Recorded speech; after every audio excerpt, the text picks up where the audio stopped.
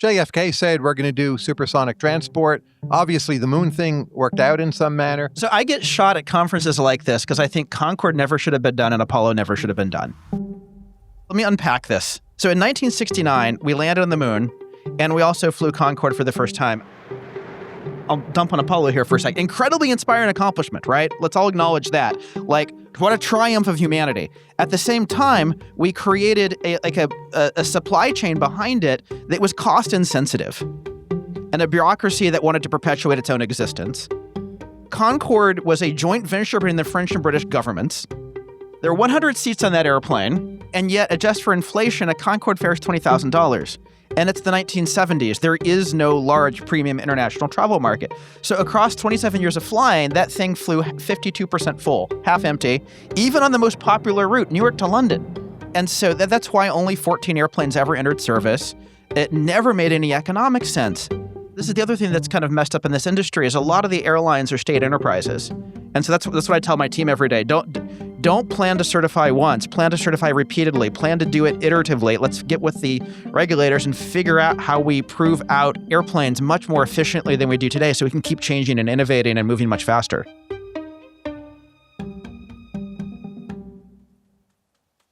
I'm chatting with Blake Scholl. Blake has done more than any other human to make civilian supersonic transport a reality. His company, of course, is Boom in Colorado. Blake, welcome. Good morning. Let's convert some jet fuel into human progress. There's plenty about Boom online and in your interviews, so I'd like to take some different tacks here. This general notion of having things move more quickly. I'm a big fan of that. Do you have a plan for how we could make moving through an airport happen more quickly? You're in charge. You're the dictator. You don't have to worry about bureaucratic obstacles. You just do it. I think about this in the shower like every day. There is a much, much better airport design that, as best I can tell, has never been built. Here's the idea. You should put the terminals underground. Airside is above ground. Terminals are below ground. Imagine like a design with two runways. There's an arrival runway, departure runway. Traffic flows from arrival runway to departure runway. You don't need tugs. You can delete a whole bunch of airport infrastructure. Imagine you pull into a gate. The jetway is actually an escalator that comes up from underneath the ground. And then you pull forward, so you can delete a whole bunch of claptrap that is just unnecessary. And the terminal underground should have skylights, so it can still be incredibly beautiful. And if you model fundamentally the thing on a crossbar switch, there are a whole bunch of insights for how to make it radically more efficient. Sorry, this is a blog post I want to write one day. But actually, it's an airport I want to build. No one does this, right? I don't think so. What's the main obstacle? Common sense or lack of common sense? No, lack of business model and alignment. Like we've socialized airports, right? And so and we've limited their revenue to $5.60 per in-plane passenger. This is why airports trap people in shopping malls, because it's the only way for them to make any money. So you have to privatize all of that infrastructure. You have to like invent a new revenue model for airports. I don't actually know what that is, but it needs to be created. And I think something like VTOL is probably a key enabler, because we need places to build airports that are actually accessible from population centers, and that there's a whole real estate problem to be solved here. So I think the design aspects of this are the easy part. The hard part is, how do we unlock building, and how do we create a revenue model around this when we've got this sort of entrenched model that is, limited by regulation of like literally what you can charge. I think the thin edge of the wedge here is creating supersonic terminals. And so that's something I actually hope to work on, is creating a specific terminal that will be around Overture that will allow you to kind of fly through the terminal and optimize for getting to the plane quickly. Like imagine a guarantee if you're there 15 minutes before the flight leaves, you're actually going to make your flight. They would delete all this other buffer time. So when I move through security, that is not at supersonic speed. Pre-check has gotten more crowded. Clear won't actually take my application, and that's more crowded too. How do we make part of flying quicker? It's all a farce. I think we know that. Personal story. So the first time I got married, I flew from San Francisco to Seattle, got married outside Seattle, then flew through Heathrow to Rome, and we're in Venice, and my wife says, like, "Hey, Blake, could you find the whatever in my purse?" And so I start rifling through her purse, and I find a box cutter. Like the literal weapon used on 9/11 has been brought through SFO, Seattle, and London Heathrow with nobody catching it.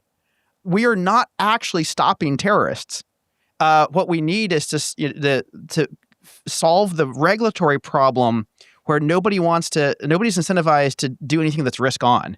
Like, if you're the bureaucrat that perpetuates a bit more security monstrosity, like kind of, it's totally fine. But if you're the one that actually takes a bit more risk and then something happens, then that's career ending. I think that is a fundamental problem we need to solve. There is a problem that regulations, particularly anything that's got a tie to safety, tends to be a one-way door. Once it's put in place, it's very, very difficult to muster the political will to reverse it.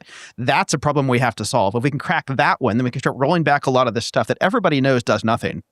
So you think we should return to the pre-9/11 regime? My friends can meet me at the gate. They don't need a boarding pass.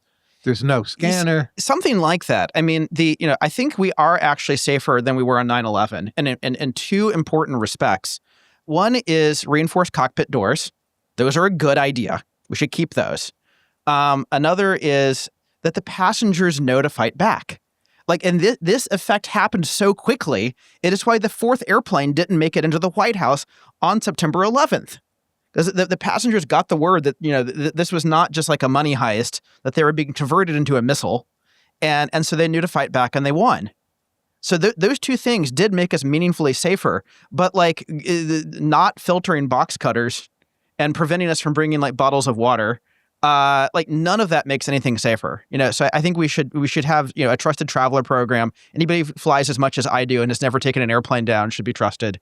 Like it's, this is not complicated. The complex, difficult parts here are about how you do the political transitions. That's the unsolved problem, not airport security. I've been to a lot of countries in the world. I'm sure you have too. I've never seen a country that doesn't in some way copy the U.S. system. Why is there so much implicit regulatory cartelization? No one is willing to do anything very different. Oh, it's not implicit, it's explicit. So there is international harmonization of security that basically results in like the worst rules in any country metastasizing. There's actually sort of a reason for it, which is to support transfer and connecting passengers without needing to re-clear security. So whoever has the most like obtuse security rules, they tend to spread globally so that passengers can connect and not get rescreened. So I'm at the United desk. I have some kind of question. There's only 2 or 3 people in front of me, but it takes forever. And I notice they're just talking back and forth to the assistant, like they're discussing the weather or the future prospects for progress, total factor productivity. I don't know. And I'm frustrated. How can we make that process faster? What's going wrong there? The thing I most don't understand is why it requires so many keystrokes to check into a hotel room. Like, what are they writing? I have the same question, but you run a company which has internal operations and you send your employees around to hotels, right? You must think about systems more generally, how to make them more efficient. What would you do to the rest of the world that maybe you've already done at Boom? I think there's something here that is almost like at a deeper, like cultural or almost like spiritual level. We live in a world full of things that are radically improvable, and yet we've learned to live with most of the problems. Like the one that drives me the craziest is traffic. Literally more than a working month per year, the average American spends sitting in traffic. And we all just sort of accept it. We don't really build more roads because we kind of give away road access for no variable cost. They're always flooded. The traffic engineers have this concept they call induced demand, which is basically like if we build more roads, people just drive more, so we guess we shouldn't build more roads. I think this is ridiculous. The real problem is a lack of a price system. And I get flamed on Twitter for this view because I think every road should be a toll road, and then we could actually solve traffic. But the meta point is we are surrounded by things that we've accepted that could actually be made way better. And that's one of the things I hope that this movement can kind of teach the culture is that we should not be satisfied with where we are today, that virtually everything can be made better, and that we should challenge it. But say for traffic, and I agree with you, but the United States is not Singapore. We have New Jersey. There are all sorts of people who have cars with no electronic transponder or whatever device you want to hook to the car. The car is illegal. The car is not registered. The person is in the country illegally, whatever. You pile on a bunch of things where there's no accountability for actually getting the toll paid. We just let those people through and, tag who it is we can, or how's it going to work? This seems like a very solvable problem, right? Like, you can read license plates, you can mail tickets. If we went to a District of Columbia gives me tickets in the mail. In fact, I pay them, but I don't have to pay them. Most people don't. I'm going to start mailing tickets to people and see if I get checks. You will. This is why some people don't pay them. If we go to this system, it will be such a massive percentage better that we can then deal with the cheaters. And I'm sure we can find some way to solve that problem. That's the small part of this. But if I think of District of Columbia, when I get these tickets, there's some zone that is marked as 25, and I'm driving what I think is a perfectly safe 37. And I don't even see that it's 25. And I get this weird ticket in the mail, and I'm baffled as to what happened. I just pay it. Shouldn't I have the same concern with tolls, that I don't trust the government in the district, and they're just going to screw me over because I'm from Virginia. I don't in any way vote there. Do I really want them to have tolling authority over me? The real thing is, so imagine if we did with food what we've done with the roads, right? Where you could just go and we pay for the grocery stores with taxes in various ways, and therefore everybody feels entitled to show up at a grocery store whatever they want and take whatever they want. There would be a line out the front door. You couldn't possibly butcher enough cows. There would be agricultural engineers, and they would talk about induced demand, and it's it doesn't matter to have more cows. People just keep eating the steak. And then we would have this conversation about how could you possibly charge people for grocery stores? Like how would you figure out who took what? We could sit here and talk about it abstractly, but we all know that's absurd because there's a thing called a cash register, and and pretty soon Amazon will figure out how to delete those, and you can still get charged for what you take.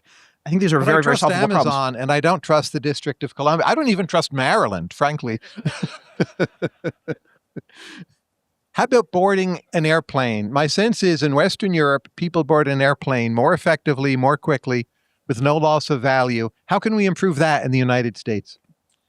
It's at the intersection of airport design and airplane design. Fundamentally, airplanes need more doors. That would help.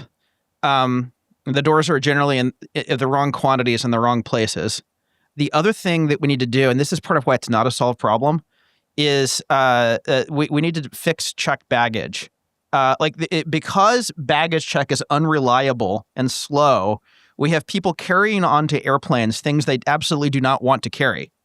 If we fix airports such that baggage check is fast and reliable, then we can stop having carry-ons and we can get on and off airplanes much, much faster than we can today.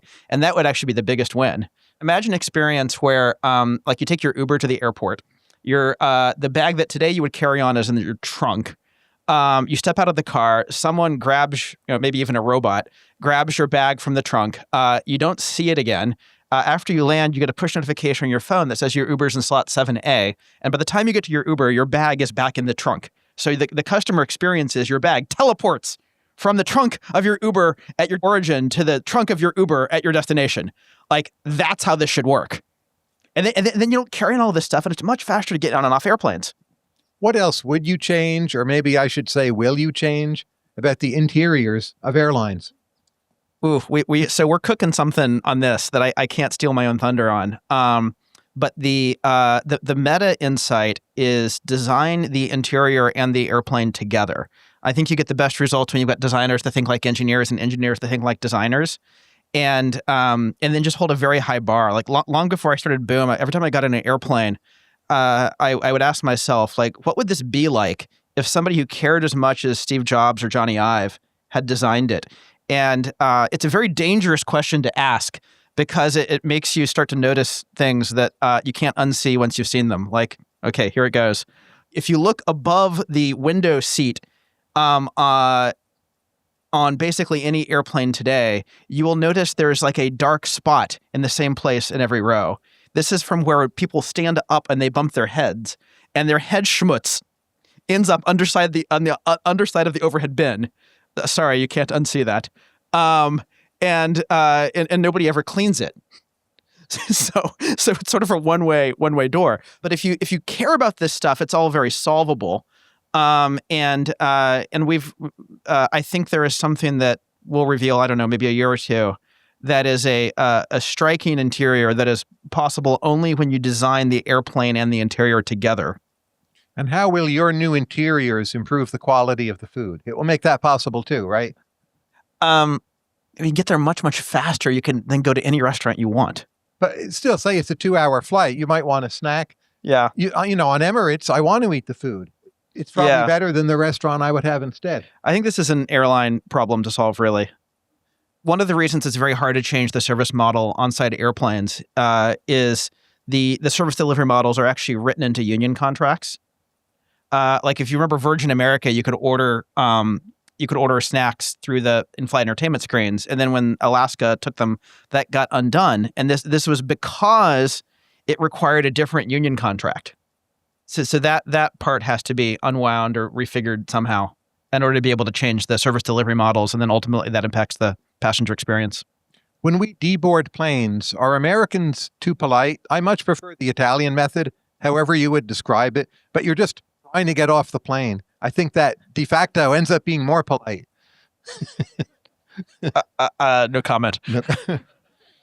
When you worked at Amazon with Jason Crawford, by the way, who's founder of Roots of Progress, what did you learn about speed? So I never feel I'm waiting for my Amazon packages. It's quite reliable. And you were there. What did you internalize from that?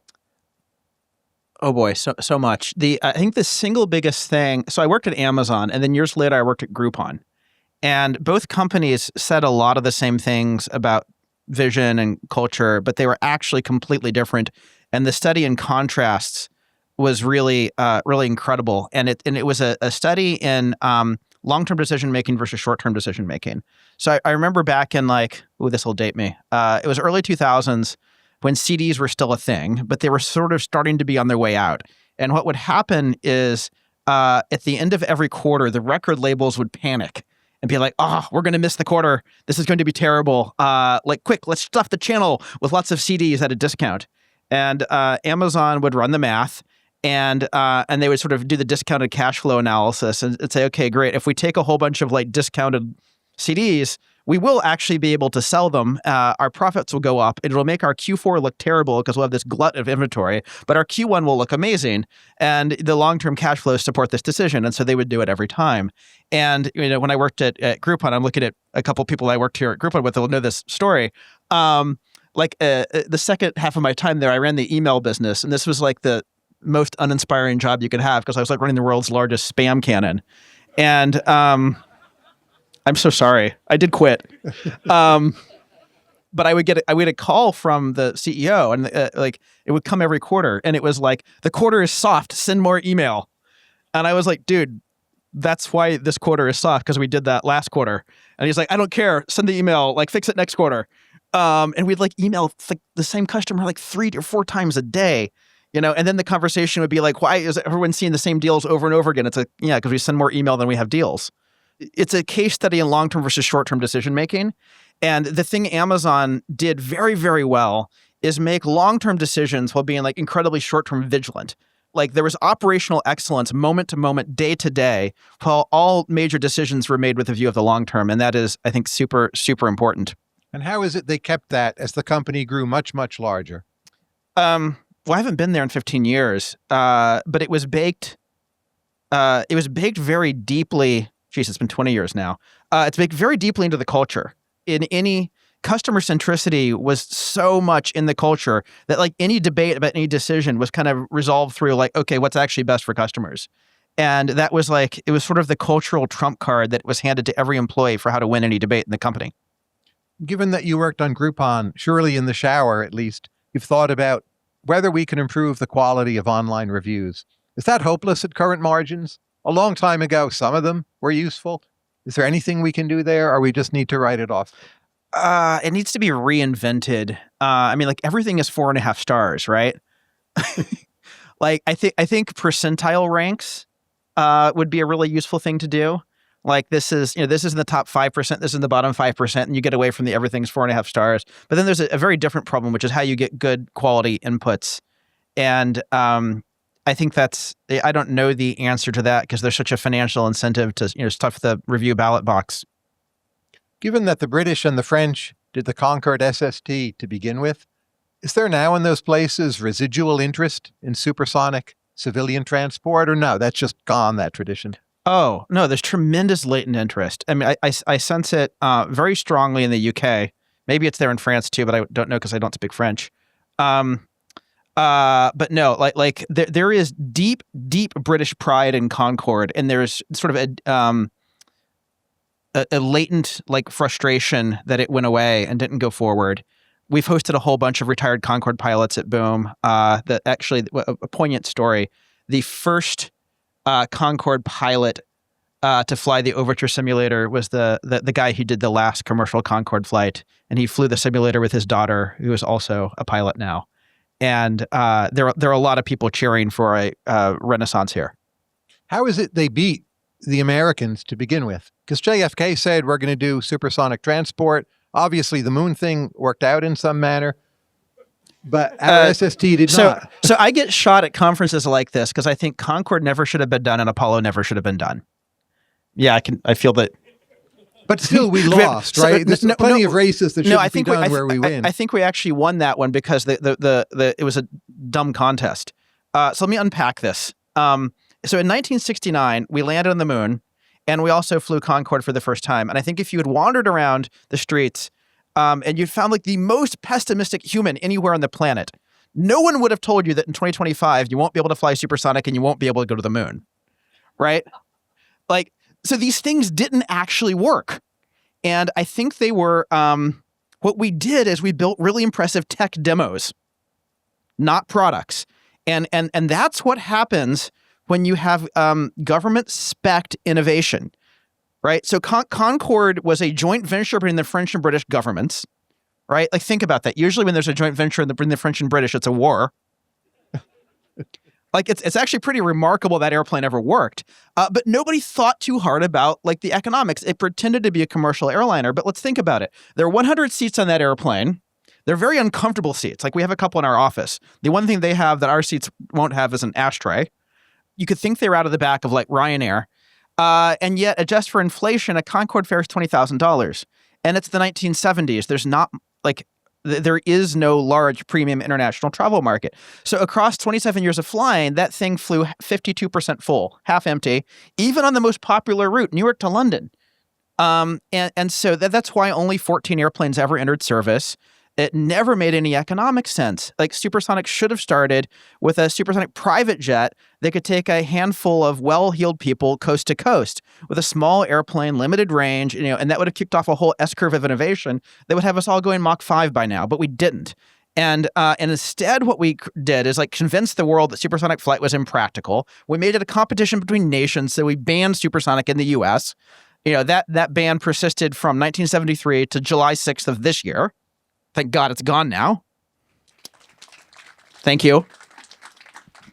And so we had a half century of no progress. So I think these things have to be done in a commercially led way such that you don't create, I'll dump on Apollo here for a second. Incredibly inspiring accomplishment, right? Let's all acknowledge that. What a triumph of humanity. At the same time, we created a supply chain behind it that was cost insensitive, and a bureaucracy that wanted to perpetuate its own existence. And then 50 years goes by before, thank Elon for realizing that we need to go tackle economics of space if we actually want there to be a enduring human presence in space. In 1980, they thought that a route, London, Bahrain, Singapore, was commercially viable. How could they possibly have thought that? Even Singapore then is not extremely wealthy. Bahrain has hardly any people. What was going on in their minds? Maybe they were smoking something good. I don't know. National prestige goes a long way on these things, right? The airlines. This is the other thing that's kind of messed up in this industry is a lot of the airlines are state enterprises, and they're literally called flag carriers, and so things get done for show, and for show is a really, really bad motivation. You can sometimes get the tech demo, but it doesn't lead to good places. Now I've read that testing and construction for the Concorde, that it only took a total of 6 years. That's almost impossible to believe today. I think it was more like 12. 12, yeah. Yeah, but that's still a pretty good record. Yeah, we've gotten really slow. And like, I mean, think about the conversations around Apple today. Like, if this year's iPhone is not that different from last year's iPhone, and everyone's unhappy. And yet, does anybody know the year in which Boeing and Airbus last launched an all-new airplane program? 2004. 21 years ago. No new airplanes. And we can't even do the modified ones successfully. I think part of what's happened here is it's difficult to regulatorily certify an airplane, an all-new one. And, it's like, I think Boeing kind of goes to the doctor and it's like, doctor, it hurts when I do this. And the doctor says, well, don't do that anymore. And Boeing said, okay. And so they literally, Jim McNerney, who was the CEO in mid-2000s, literally said no more moonshots. And what he meant is no new products. And it's unbelievable. This is the company that used to be literally in the moonshot business. Instead, what we have to do is figure out how to make that innovation loop, that iteration loop, much easier to do. And so that's what I tell my team every day. Don't plan to certify once. Plan to certify repeatedly. Plan to do it iteratively. Let's get with the regulators and figure out how we prove out airplanes much more efficiently than we do today, so we can keep changing and innovating and moving much faster. What did Ayn Rand understand about supersonic transport that we have forgotten? You haven't forgotten it, to be clear. Supersonic is actually mentioned in Galt's speech once. And that's 1958, right? 1957, I think. Yes, yeah. 1957. Yeah, I mean the passages about the moral conditions and motivation, and it basically says you can't have a socialist create a supersonic airplane. You need to have a capitalist with real motivation. It's not literally what it says, but it's effectively what it says. The moon program. If I want to defend it, I would say, well, to get the satellite built up, we needed those advances from the government. You needed capital put up front. It did inspire people. The internet, in turn, has relied heavily on the satellite belt. Would it really have been better if we hadn't had a moon program? I mean, we don't get to see the counterfactual, right? But it would have been more money spent on consumption, right? More popcorn, lower taxes. I think we have to look for our inspiration, from the areas that developed not like that, and understand those histories.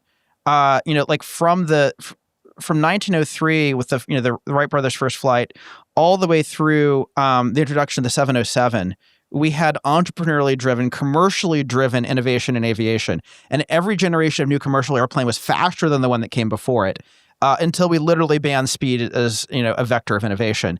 And every generation brought air travel safer to more people too. Like that was happening privately. Imagine if that had gone differently and the 707 had been a state-led project and DARPA had been involved, blah, blah, blah. We'd be sitting here asking the same question about jets, except none of us would fly on them.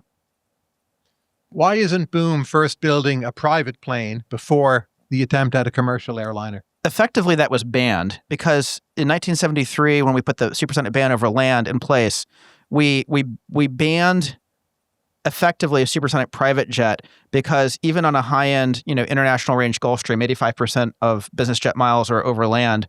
And if you can't fly faster in the 85% use case, there's no market. So we banned minimum viable product. And our plan at Boom was to kind of do this kind of leap over what would normally be 1.0 and just start with 2.0 and do international flights where the regulatory issue was not an issue. And I didn't anticipate it would be as easy as it actually was to change that rule. So are you thinking of changing course and doing both? Or? No, we're pretty far down path with the airliner. I hope someone else will do the private jet. If nobody does it, we'll do it eventually. I hope somebody else does. Now, I live on the east coast of the U.S. For me, the worst flight is to go overnight to Reykjavik, Iceland, because it's too short. I'd actually rather fly to Istanbul. I'd even rather fly to South Africa, which is an easy flight for me for sleeping. As a customer, am I a problem for your business model? No, because your overnight flight to Reykjavik turns into a actually quite nice daytime flight. If you want to go from the U.S. to Europe, instead of having a too short night of sleep, if you could even sleep on an airplane, you leave in the morning and you get there in the afternoon, and it's a daytime flight with great Wi-Fi. I think what will happen in the first wave of supersonic is that the North Atlantic, which today is red eyes, turns into daytime flights instead. And you save an entire day. And if you look across the Pacific, you can actually save 2 days on a round trip. So today, if I go to Tokyo, I have for a Monday morning meeting, I have to leave midday Saturday. I get there end of day Sunday. go to a hotel, I try to sleep. My alarm goes off the next morning. I go to my meeting, try not to sleep in my meeting. Then I can fly back. By the way, we have a deal with Japan Airlines. I did this a bunch of times. It takes 3 calendar days, and you better not make any decisions the rest of the week because the jet lag is like really messed us up. And Supersonic is totally different. You don't leave Saturday. You sleep Saturday night at home. You leave Monday morning, leave Sunday morning. An 8 a.m. departure from SFO arrives at Tokyo 8 a.m. Monday morning Tokyo time. That's 6 hours later. So it's like Sunday afternoon to us. Monday morning in Tokyo, do a whole day of meetings, overnight flight back, sleep on the flight. You're back in town 24 hours after you left, but there's no jet lag because you never changed time zones, right? It's much, much better. Should there be windows on commercial flights for, crossing the Pacific? What are they good for? The only thing good about being a tube at 60,000 feet is you can look out. And but there's nothing to see over the Pacific. Well, so it's actually going to be great because at 60,000 feet, you can tell whether the Earth is curved. So we're going to do a flight of flat earthers, and we'll be able to settle this. How is the training for supersonic pilots different? Is it much harder or different at all? So it's a little scary to think, but there is such a thing as like a worst doctor and a worst lawyer and a worst airline pilot. And we're designing an overture such that like you don't need extraordinary skill to fly this thing. The overture sim, which I've spent a bunch of time in, it's like going from a BlackBerry to an iPhone. Like we've deleted all the knobs and switches and buttons and put hardware controls only for the things that are necessary. And there's a sort of I think what will be seen as a breakthrough in safety, which is about the pilot airplane interface. And the key thing is how the airplane and the pilot talk to each other in a crisis. It's very normal to get tunnel vision when alarms are going off, things are not right. And the Overture has force feedback side sticks. So you get a whole extra sense of what the airplane is doing in addition to what you see and what you can hear. And I think this is going to be a big deal. Can you imagine flying with only one pilot rather than two? I think that's no. I mean, well, I guess I do it personally, but in a small airplane, I don't think it's a good idea for airliners. Like what happens when the one pilot has to pee? Well, the computer. Yeah, but then what happens if that's the moment that something goes wrong? I don't think I don't think single pilot's actually a good idea, and I don't think it'll be a viable transition path to autonomy. There's so much debate these days about the manufacturing infrastructure of the United States. Now, you work with it on a very, very regular basis. You rely on it. What's your general sense of where things stand and what we should do about whatever problems we might have? We could probably talk for hours just about this. It's in pretty bad shape. And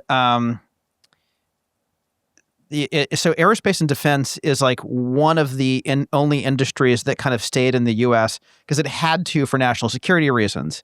And yet it's like really messed up. It's like, here's a story. Like we start quoting out of the supply chain a turbine blade for our supersonic engine. And it's a 3D printed blade and with like a little bit of post-processing on it. And the quote is, this is going to be $1 million for one engine's worth of blades. And it's going to take 6 months to get them. And I was like, 6 months? Like, what's going on for 6 months? And it's like, well, you have to wait your turn on the machine, and then the machine goes, and then, and then the that's in one factory, and then there's like a different factory in like a different state where one post-processing step happens, and then there's another factory in another state where another step happens. And so it takes 6 months, and the part spends more time on a truck than on a machine. And I was like, this is insane. Like, what does the machine cost? $2 million. Okay, how long does it really take to do these process steps if you just do them back to back? 24 hours. Okay.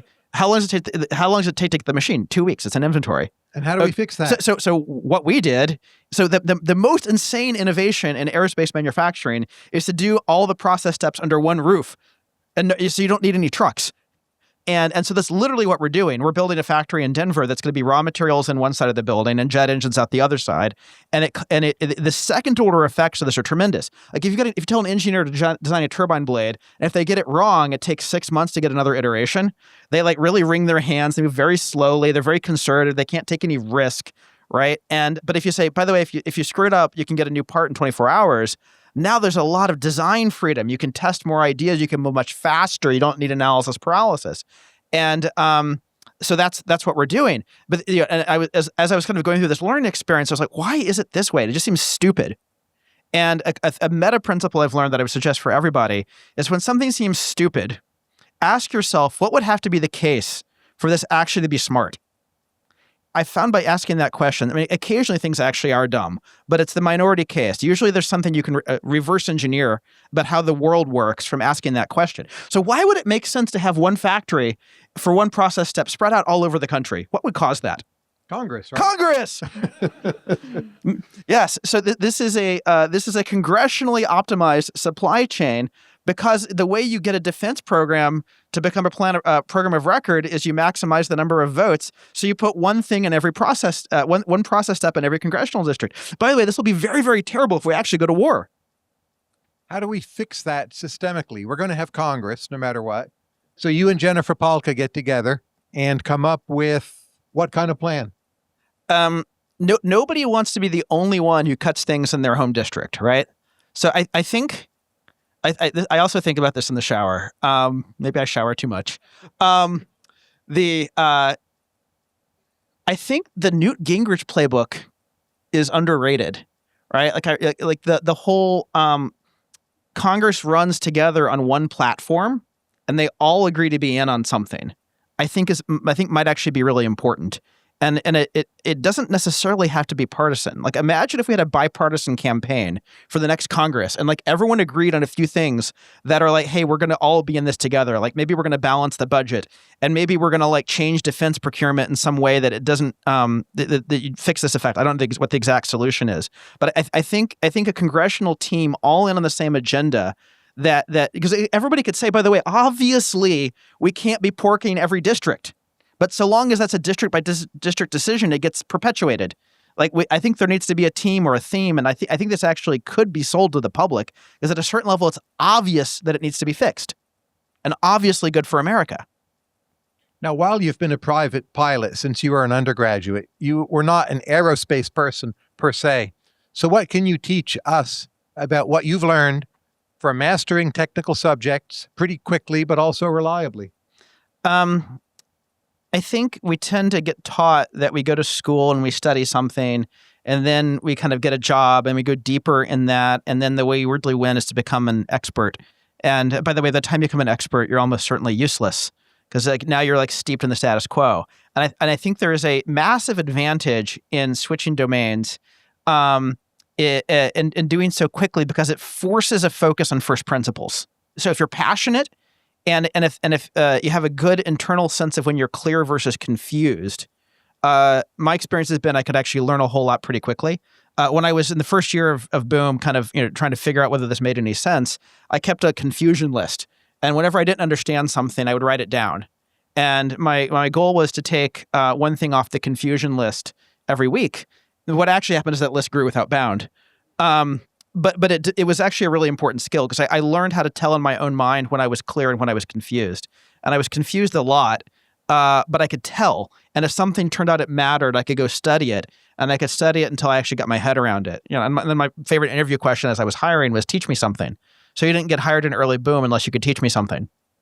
How do you use LLMs in your current workflow? Ooh, so many ways. And we're just starting to discover how powerful they really are. One thing LLMs are very, very good at is filling out regulatory paperwork. And this is, we can like smile and say that's great, but actually the second order effects of this are really important. So the way airplane certification worked historically is you'd have to go produce a very long, say, test plan for how you're going to prove that your airplane is safe in lightning. And this document might stretch on for like 100 pages. It has to have all the regulatory citations in it.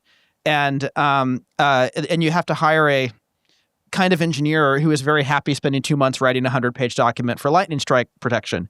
And then, by the way, if you ever want to change anything, nobody wants to change anything because it means another 2 months of work writing this document. Well, it turns out a small prompt and a rag with all the federal regulatory guidance in it can produce this thing in like, a few minutes. And then a pretty creative engineer can edit it and fix the hallucinations quickly. So this is what we're doing. And what it allows us to do is go from like large armies of sort of like, turn the crank kind of talent to small teams of incredibly creative talent that are no longer change averse because change is inexpensive. This is a big deal. Many, many things about what we're doing at Boom and how we're doing it are about reducing the cost of change, about reducing the cost and time required for iteration. And like, LLMs are a really potent weapon for this. Along with a few other things like vertical integration and embedding software engineers and hardware teams. What is it you like about the violinist, Anne-Sophie Mutter? She does a beautiful job playing some of my favorite classical music. And what's that? Like I love Brahms. The Violin Concerto, Beethoven Violin Concerto? Oh, all good stuff. Don't listen to it enough. Last two questions. First, this is October 2025. Again, there's plenty of you out there on YouTube, but if you could just give us an update in the last 6 to 9 months, what has changed for Boom and the prospects of supersonic commercial flight? I think that it's blown wide open. This feels like the year that everything started to work. So in January, we broke the sound barrier. February, we did it again. And that's when we announced the Boomless Cruise. That week, so it's February 10th, we announced Boomless Cruise. I flew to DC that night. By the time I landed, I had an invitation to the West Wing. Thursday of that week, the airplane model had made its way into the Oval Office. By the way, it's still there, like living rent-free in the Oval Office. And it was 115 days to repealing the ban on supersonic flight over land via executive order on June 6th. So the barriers are all removed. The technology is there. The regulatory environment is there. It's just throttles all the way forward. Like, let's go. Like there's lots of reason to be very optimistic. Final question. What is the next thing you will think about in the shower?